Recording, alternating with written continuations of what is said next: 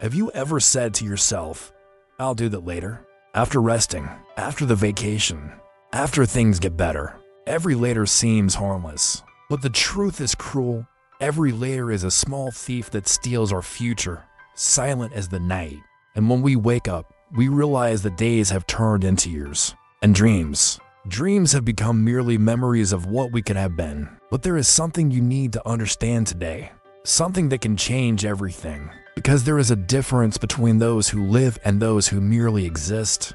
If this message is touching your heart, subscribe to the channel now and turn on notifications. Because here you will find stories that transform lives. Stories that make you wake up. And believe me, you won't want to miss any of them.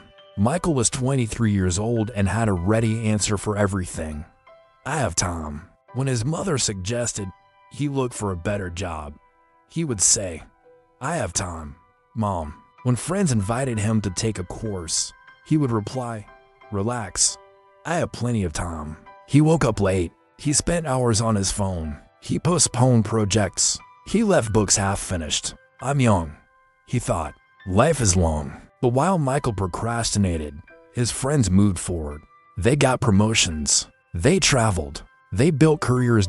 And him.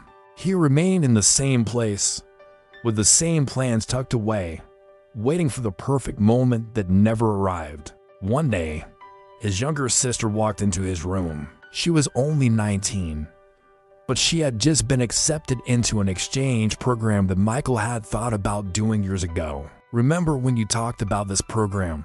She asked, excited. You inspired me. Thank you for that. Michael smiled, but inside something hurt. He had thought of it first. He had the dream first, but she acted, and he just waited. That night, Michael couldn't sleep for the first time. A question deeply troubled him. Where is my time going? The next day, he did something different. He sought someone out. In the town where Michael lived, everyone knew Murdoch William, a white-haired man who lived in a simple house on top of a hill.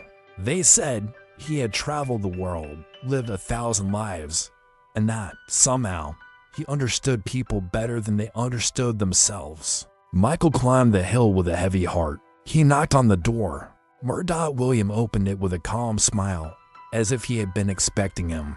Come in, young man. You've come with a question, haven't you? Michael swallowed hard and sat down. I feel like my life is passing by. Everyone around me is moving forward, but I'm stuck in the same place. I want to do so many things, but I always put them off until later. And now I'm afraid it's too late. The old man watched him in silence, with eyes that seemed to see beyond his words. Then he said, let me tell you a story. Many years ago, Mr. William began in a coastal village. There lived a fisherman. He was neither rich nor famous, but he was known for something curious. Every day, before dawn, he would go out to sea, always in the deepest darkness, always alone. Michael leaned forward, curious. One day, the old man continued, a traveler arrived in the village and was intrigued by the fisherman's habit. Why do you go fishing in the dark? He asked, wouldn't it be easier to wait for the sun to rise? The fisherman smiled and replied, ah, my friend, it is precisely in the dark that I find the greatest treasures. The traveler didn't understand, but decided to accompany him the next morning. Before dawn, the two got into the small boat. The night was cold, the sea calm, and the darkness was total. They could barely see their own hands. After hours of work, the fisherman pulled up the nets. There were fish, but also something strange, an old, heavy sack covered in mud. The fisherman opened it. Inside, there were dozens of stones. Dark, opaque, dull stones. What a disappointment, the fisherman said. I thought it would be something valuable. The traveler picked up one of the stones and examined it. They are just stones, he agreed. And then, without thinking twice, they both began throwing them back into the sea. 1.3. Dozens of them. They threw almost all of them away. But the traveler, on impulse, put one in his pocket, just one. Perhaps out of curiosity, perhaps instinct. When the boat returned to the shore, the sun was beginning to rise. The golden light touched the horizon, and then it happened. The traveler took the stone out of his pocket to look at it one last time before throwing it away. But when the sunlight touched the surface of the dark stone, it began to sparkle, an intense, dazzling brilliance. It was a diamond, a pure diamond, the size of an egg. The traveler was paralyzed. He looked at the sea, he looked at the fishermen, and the truth dawned on them like a wave. They had thrown away an entire fortune. Dozens of diamonds thrown into the sea because, in the darkness, they looked like mere stones. Mr.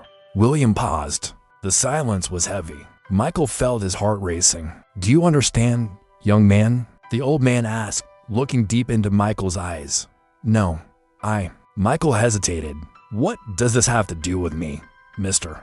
William stood up and walked to the window. "Every day you live is a diamond. Every hour, every moment. But in the darkness of your routine, your laziness, your lack of attention, they look like just ordinary stones. You throw them away without noticing. I'll do it later. It's not urgent. I have time." And when the light of dawn arrives, when you finally see the value of what you had, it's too late. The diamonds have already been thrown into the sea. Michael felt a tightness in his chest. Tears started to burn his eyes. But can I get them back? Can I go back?" The old man shook his head slowly. "No, my young friend. The time that passed. The days you wasted don't return. The diamonds you threw into the sea are already lost in the depths." But he turned and placed his hand on Michael's shoulder. "But you still have a bag full of them. You still have today. You still have tomorrow. The question is, are you going to keep throwing them away? Or are you going to wake up before the darkness turns into regret?" Michael left the house transformed. Every step down the hill felt different. The air was the same. The sky was the same. But he was different. He looked at his watch, 3 o'clock in the afternoon. 3 hours, he thought. 3 diamonds still today. He didn't wait to get home. He picked up his phone and called the company he had always wanted to work for. He sent his resume. Not the next day, not the next week. That exact moment, when he got home, he picked up the book that had been abandoned for months and read 10 pages. Then he called a friend he hadn't seen in a long time and set up a coffee date. And at night, before going to sleep, he wrote in a notebook, "Today I lived. Today I didn't throw any diamonds into the sea." The following days were different. Michael woke up earlier, not because someone forced him, but because he understood. Each morning was a new opportunity not to waste. He started the course he always put off. He signed up for the gym. He sent messages to people he loved. He stopped saying later and started saying now. And something incredible happened. Life began to change, not magically, but genuinely. Small victories, small progress, a job interview scheduled, a project completed, a compliment received. And he realized it wasn't that he didn't have time. It was that he didn't value the time he had. If you are feeling this transformation happening inside you now, please like this video and subscribe to the channel, because every week I bring stories like this, which not only entertain, but change the way you see life. Don't miss this opportunity. Subscribe now. 3 months later, Michael returned to Mr. Williams' house. This time, he walked up the hill with a smile on his face. He knocked on the door, and the old man welcomed him with the same calm gaze as always. "I wanted to thank you," Michael said. "That story, it saved me, Mr. Williams smiled. "It wasn't me who saved you, young man. It was you who chose to wake up. I merely lit a candle in the darkness. You were the one who decided to see." Michael nodded. "But I still have one question. That fisherman, did he realize what he had lost?" The old man paused for a long time. "Yes, that he realized. And the legend says he never fished in the dark again. Every morning, before leaving, he would wait for the sunrise. Not to see the fish, but to see the diamonds." Michael went home that day with a certainty. He would never live in the dark again, because now he knew the truth that few understand. Time is not something you have. It is something you lose with every second you don't act. And when you realize that, everything changes. You stop complaining.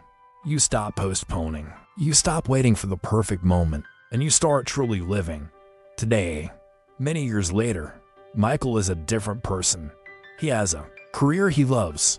He has traveled to places that only existed in dreams. He has built true relationships. But do you know what he keeps in his pocket every day? A small dark stone. A stone he painted black. A reminder, a symbol, to never forget that.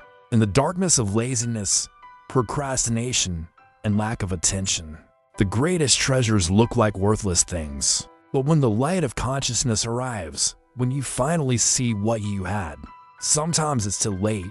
So I ask you now, at this very moment, what are you throwing into the sea? What diamonds are you wasting because you haven't seen their sparkle yet? That project you want to start, that person you want to call, that dream you want to pursue, that change you want to make, all of these are diamonds, and they are in your hands now. But if you keep waiting for the perfect light, if you keep postponing, if you keep believing that you have time, one day you will wake up and you will look back and you will see a sea full of opportunities you threw away. And the pain of regret is the heaviest of all. So don't wait for dawn to value what you have. Don't wait for old age to understand that youth was precious. Don't wait to lose to learn to care. Because time doesn't warn. It doesn't negotiate. It simply passes. And every second you waste is a diamond that sinks to the bottom of the sea, never to be recovered. The good news is that you are still here. You are still watching this. And that means you still have time. Not all the time in the world, but enough to start to act, to change, to truly live. So get up, pick up the phone, open that project, write that message, do what you have been putting off. Because today, now, at this moment, you hold a bag full of diamonds. And the only question that matters is, what are you going to do with them? The fisherman's story is not just a parable, it is a mirror. And when you look into it, what do you see? Do you see someone who is living or someone who is just waiting to live? Because in the end, the difference between a life of fulfillment and a life of regrets is simple. Some people act in the dark, trusting that what they have is valuable. Others wait for the light, and when it arrives, there is nothing left to illuminate. So I leave you with one last reflection. The sun will rise tomorrow. That is certain, but you don't know if you will be here to see it. You don't know how many diamonds are left in your bag. So don't throw any away today. Don't waste a single moment, because every second is a rare jewel. And life is the greatest treasure you will ever have. Don't let it sink into the sea of your own indifference. The fisherman learned too late. Michael learned in time. And you? Are you going to wait for dawn? Or are you going to start shining now? If this story touched you, if you felt it was for you to hear today, please leave a like and subscribe to the channel. Share this video with someone who needs to hear this message. And in the comments, tell me, what diamond are you going to stop throwing away today? I read all the comments. Your transformation starts now. See you in the next video.